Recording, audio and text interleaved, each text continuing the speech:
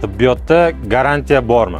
Qabulimizga kelgan bemorlardan va qarindoshlardan eng ko'p beriladigan savol bu operatsiyadan qanaqa kafolat bor, garantiya bor deb so'rashadi. Ming afsuski tibbiyotda garantiya, ya'ni kafolat tushunchasi yo'q. Operatsiyadan oldin hamma bemorlarimiz operatsiyaga rozilik xatiga qo'l qo'yib berishadi. Bundan maqsad operatsiya vaqti va operatsiyadan keyin kuzatilishi mumkin bo'lgan asoratlar haqida bemorlarni ogohlantirish hisoblanadi. Ko'p insonlar biror buyumni xarid qilayotgan vaqti bizlarga garantiya beriladi-ku degan misolni keltirishadi. Agar e'tibor bergan bo'lsangiz, olinayotgan buyumga qaytib buzilmaydi degan kafolat berilmaydi. Faqatgina buyumning ishlab chiqarishdagi nosozligi isbotlansagina, buyumni sozlash yoki almashtirish imkoniyatiga ega bo'lasiz. Bunaqa gapirishimdan maqsad buyum bilan insonning hayotini taqqoslash mutlaqo noto'g'ri. Biz shifokorlar tibbiyotda yozib qo'yilgan standartlar bo'yicha ishlaymiz va bemorning hayoti biz uchun juda ham muhim.